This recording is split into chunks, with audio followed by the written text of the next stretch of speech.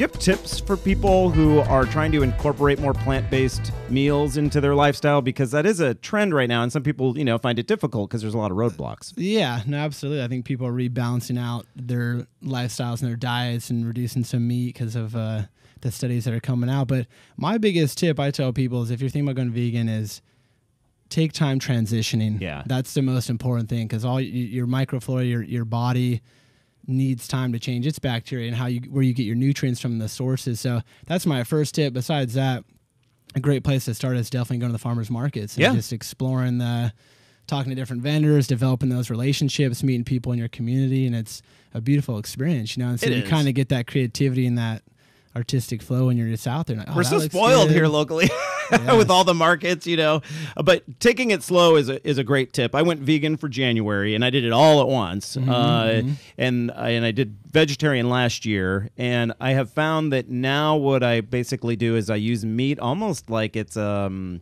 almost like how I would treat a dessert. It's something special, and it's in small proportions, and from time to time. So that's how I've sort of evolved. Chef Pollica has a really interesting theory, and that is that onions and garlic are passion flavors, and they're to be used in certain ways and at certain times, so you don't mess up all of your energy, I guess. And so this curry dish, masala. Yes. Does not contain any garlic or onion. So some people might be like, what?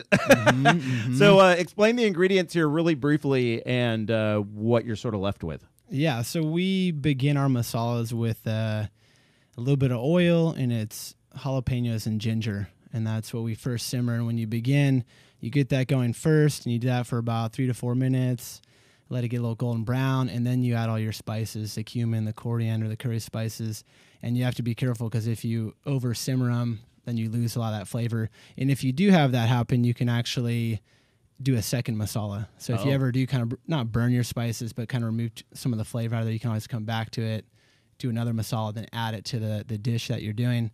And then we add in the harder vegetables, potatoes, winter squash.